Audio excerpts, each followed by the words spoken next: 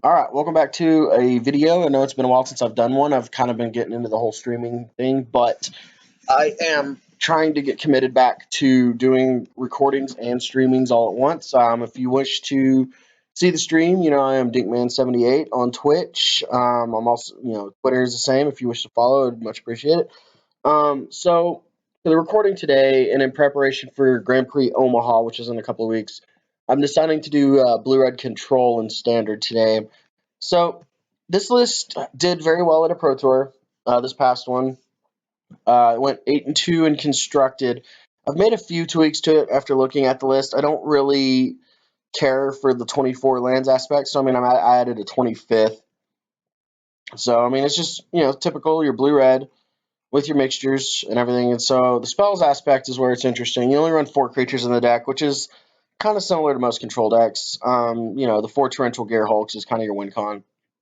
But let's get into the spells. So the spells, I really, really like the removal package against like zombies and Scrap Heap Scroungers and vehicles and things like that. Like the 4 mainboard Magma Sprays and then the 4 mainboard Harness Lightnings are really good spot removal. And then you also have your 3 board sweepers, which can cycle in Sweltering Suns. Let's go ahead and add that back in. Click the wrong button there. Sorry about that. But also, okay, so the name of the game is just removal and counter. Like, this is very much a draw go deck, and it is very tedious in the mirror matches. So let's get into the counter spells. The counter spells, you have 3 Sensors Main, 2 Essence Scatters, 3 Negates, 1 Void Shatter, 3 Disallow.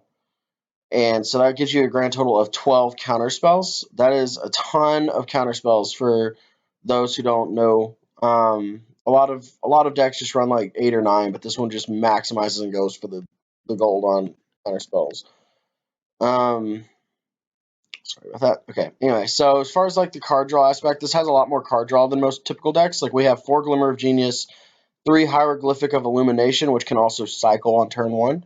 And then we've only got 1 pull from tomorrow. Most control decks are opting to go for the full 2, but this deck just has so much card draw, you don't actually need a second one. Like if you pop off a big one, then it's over. You shouldn't need a second one because you don't want to deck yourself out. Because if you notice about this list, we're not mainboarding Commit to Memories either, which in the past, a lot of blue-red control decks were mainboarding a copy or 2, just to kind of like shuffle, rinse, and repeat.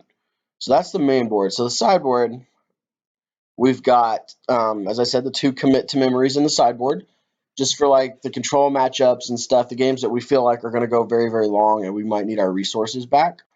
We've got 1 Sphinx of the Final Word, which just blows open any control matchup, in ever. We also have a Kefnet as an alternate win con for control. We've got 2 Dragon Master Outcasts that can throw in against like combo decks or control decks that might take out a bunch of their removal, or just mid-rangey decks that might take out a bunch of their little spot removal, just kind of catch them off guard that way.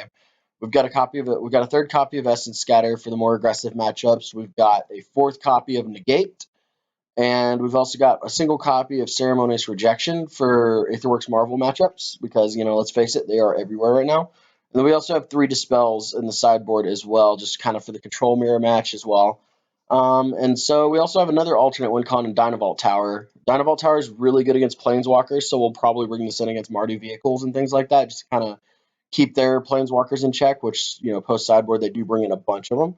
So, yeah, this is the list. Like I said, it seems like it can be really tedious in some matchups, but overall, the power level is pretty stacked. The one in the Pro Tour ran 24 lands again. I think 24 lands in a control deck is way too low, especially in standard. Maybe you can get away with it in modern, but not here.